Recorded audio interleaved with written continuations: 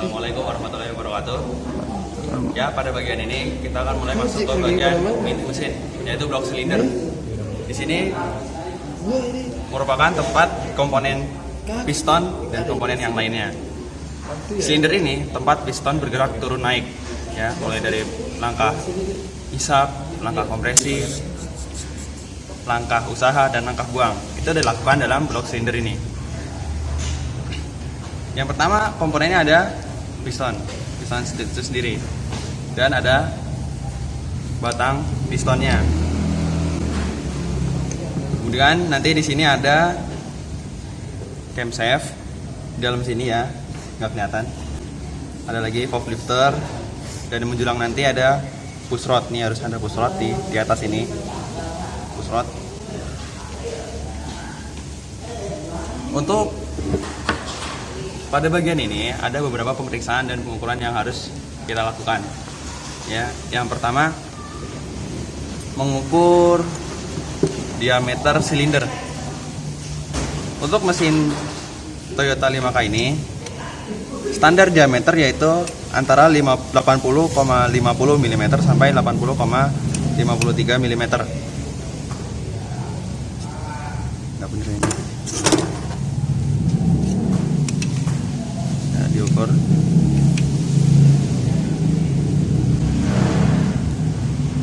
standarnya 80,50 sampai 80,53 mm,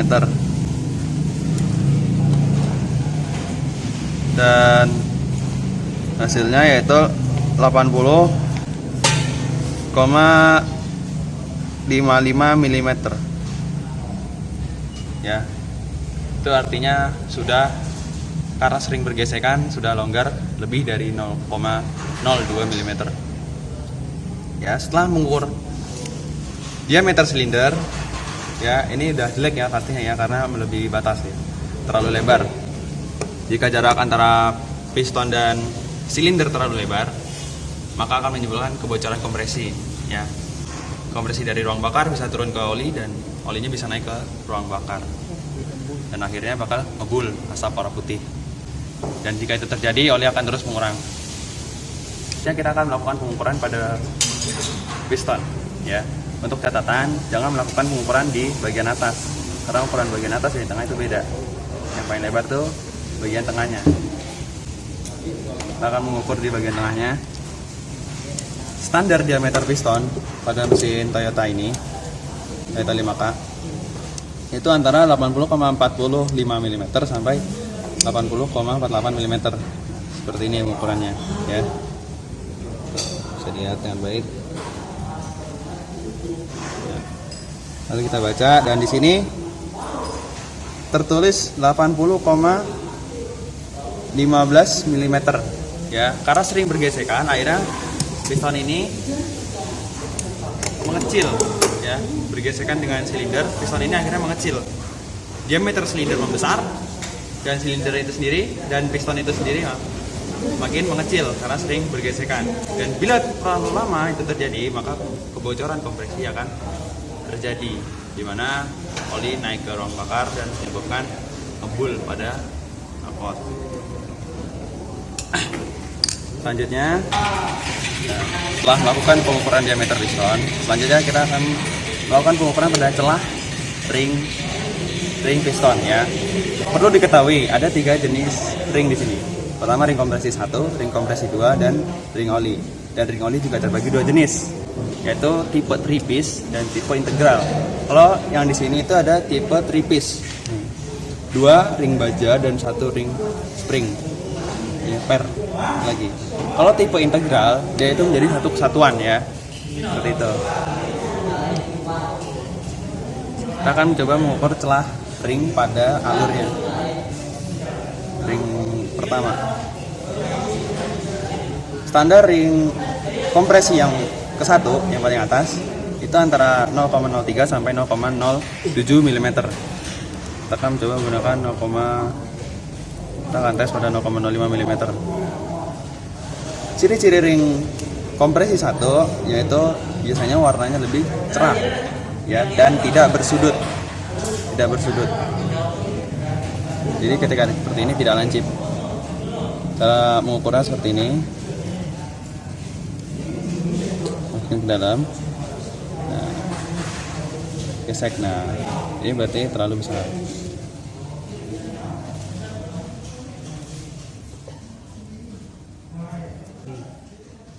Ditarik dulu keluar ya. Terlalu besar. Ditarik keluar dulu.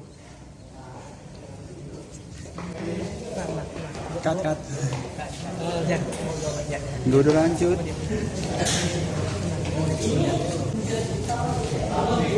Kita cari yang lebih kecil.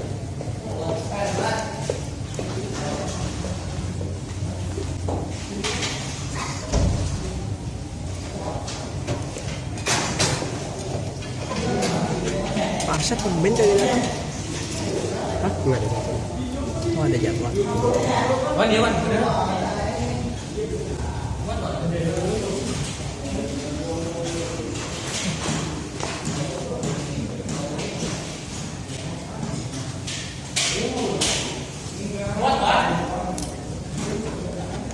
0,05. Sorry tadi 0,15. Tarik keluar dulu, lalu dimasukin. Nah, lalu digesek. Nah, jika terasa ada gesekan, berarti celahnya segitu. Nah, ini berarti kurang lebih sekitar 0,05 mm. Dan ini sudah masuk standar. Untuk ukuran ring 2 dan ring 3 itu sama. Ya, seperti tadi, seperti yang saya contohkan tadi. Gimana?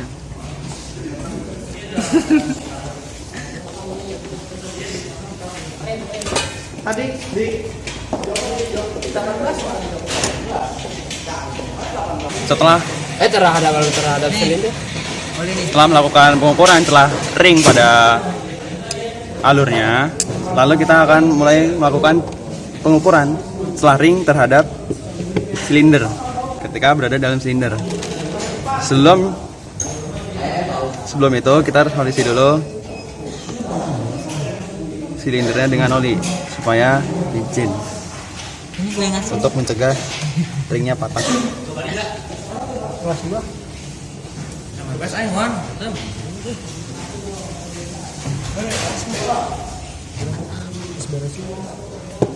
Mas beres oke Kak.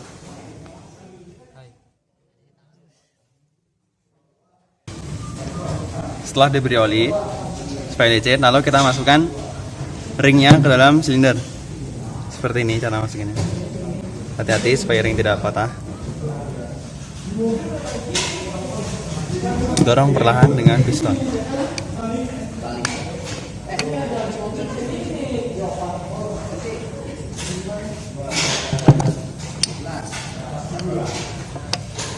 Supaya lurus. Nah, lalu kita akan mengukur celahnya menggunakan filler.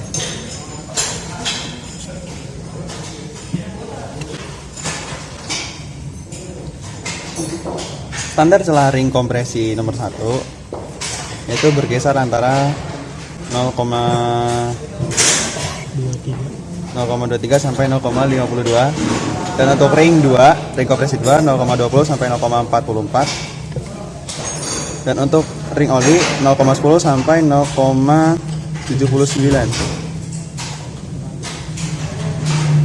Kita akan coba mulai dari 0,15 dulu.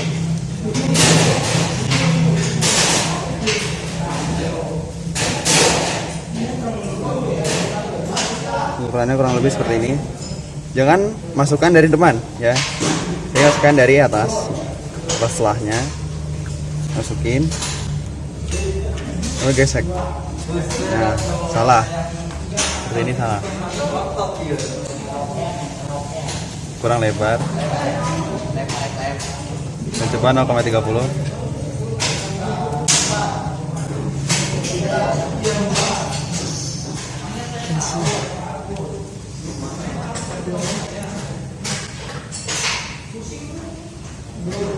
Kurang lebar lagi.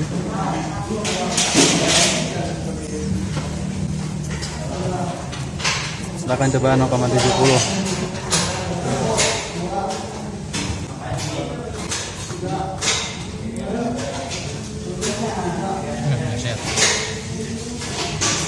Ya, di sini 0,70, celahnya masih lebar. Kita coba 1 mm. 1 mm. 1 mm juga masih lebar, dan ini berarti udah lebih dari 1 mm. Berarti ringnya jelek, tidak bagus. Cabut kembali seperti ini, pelan-pelan. Nah, setelah melakukan pengukuran celah ring, kita akan cek pemeriksaan visual pada piston ya. Ini bagian big end. Di bagian big end ini, lihat, ini ada bantalan sisipan. Ya, ini bantalan sisipan. Bagian yang saya lepas ini bantalan sisipan. Bagian ini yang terhubung ke crankshaft, tepatnya crank pin ya. Bagian ini mengikat crankshaft dengan crank pin dengan case. Kita akan mulai melakukan pengukuran pemeriksaan visual pada piston ya. Di bagian bawah ini namanya big end, dan bagian atasnya yang terhubung dengan piston namanya small end. Bagian big end ini tersambung pada crank pin di crankshaft ya. Di bagian big end ini ada yang namanya bantalan sisipan. Nah, ini bantalan sisipan. Bantalan sisipan ini ada 3 jenis. Pertama yang terbuat dari aluminium, lalu ada lagi yang terbuat dari timah, dan ada lagi yang terbuat dari kelmet atau tembaga. Ya, yang diperiksa dari bantalan sisipan ini pertama lihat ininya. Nah, kalau udah seperti ini aus, ya udah nggak halus lagi, nggak rata lagi, no. Bisa dilihat kan ada garis ini, nah udah kasar. Ini berarti sudah jelek, tidak bagus.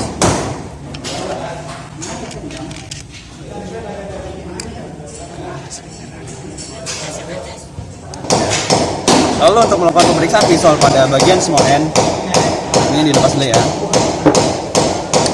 Kita bisa dengar nih. Nah, terdapat bunyi goyangan. Kita akan coba mengetok-ketoknya. Nah, bunyi-bunyi itu tidak bagus, artinya terdapat kelonggaran pada pena torak ya, yang membuat batang piston benturan dengan pistonnya sendiri karena ada kelonggaran, goyang kan. Nah, itu bunyi berisik, tidak bagus. Ini kita akan melakukan pengukuran keovalan dan ketilusan silinder ini. Alat yang digunakan untuk melakukan pengecekan ketilusan atau keovalan silinder yaitu ada dial bore gauge ya. Alat ini digunakan untuk mengukur ketilusan dan keovalan silinder. Tapi sebelum menggunakan alat ini, kita harus mengukur dulu diameter silindernya dengan menggunakan jangka sorong.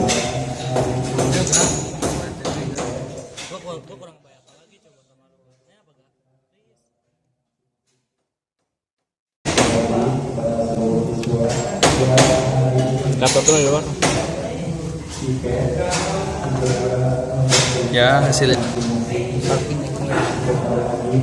80-an, 80, Hah?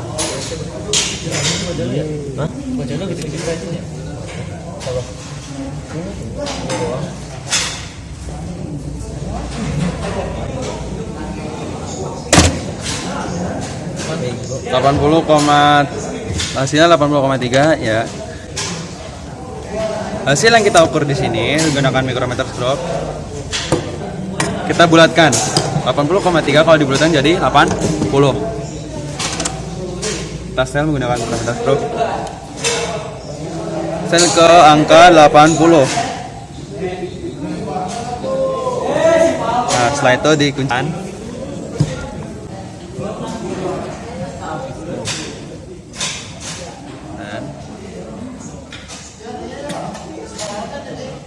Lalu kita akan rakit dial bore gauge-nya ke sini, Kak.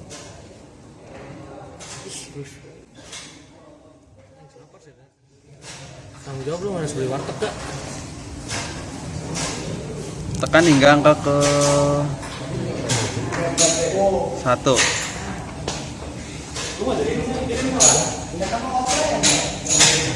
Dah. Lihat. Penunjuk kecil di angka 1. Kunci.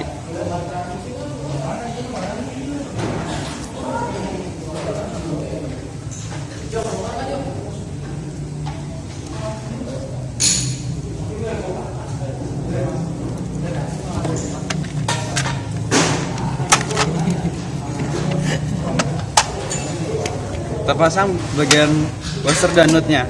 Kita pilih sesuai angka yang tadi kita bulatkan, 80 ya. Iya.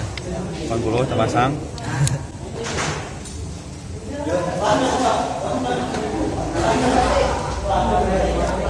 Ih, berapa sih?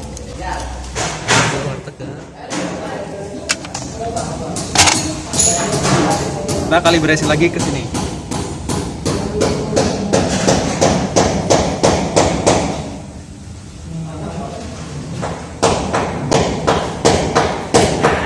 Ya, lihat nih.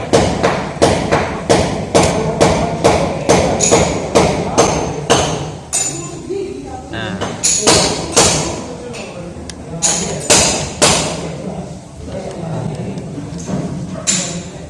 Tiga. Kita akan kalibrasi lagi.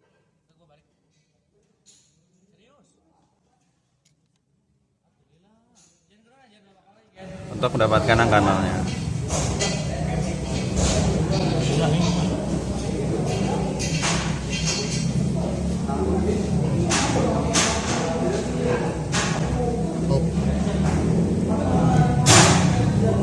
Ya.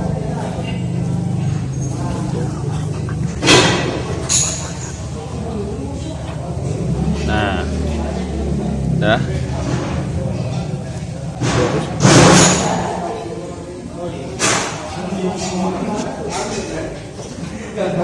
Nah, kurang lebih seperti ini, ya. Setelah kita dapatkan kalibrasinya, lalu kita masukkan ke sini. Untuk pengukuran ketirusan silinder ada 6 kali pengukuran. Ya, pertama A, bagian A di atas, B di tengah, dan C di bawah silinder. Nah, untuk A aksen bagian vertikalnya, kalau tadi horizontal sekarang vertikal. A aksen di atas, nanti B aksen di tengah, C aksen di bawah.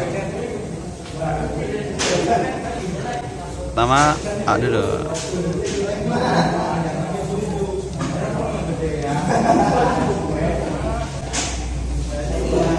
Di bagian atas. Nah, dari angka terjauhnya lihat 30, 38. Ya, itu bagian A. Oke, turun lagi ke bagian tengah. Kira-kira. Nah, lihat lagi. Kita goyangkan. Ya. 40. 3. 42. Lalu ke bagian C di dasar.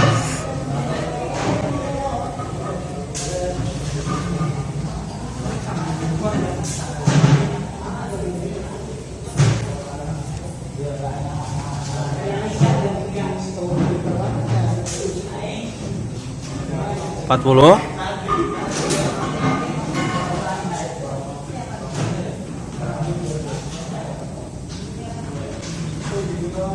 44.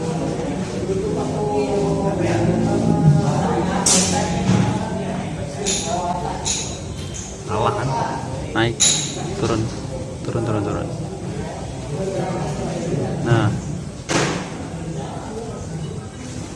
Nah, 44. Ini paling dasar. Tadi rada naik, salah. Nah, 44. Sekarang kita pindah ke bagian A aksen. Gak usah. A aksen bagian vertikalnya. Bagian atas dioper.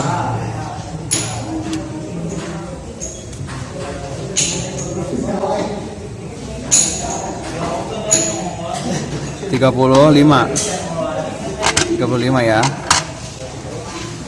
Kita bagian B aksen di tengah.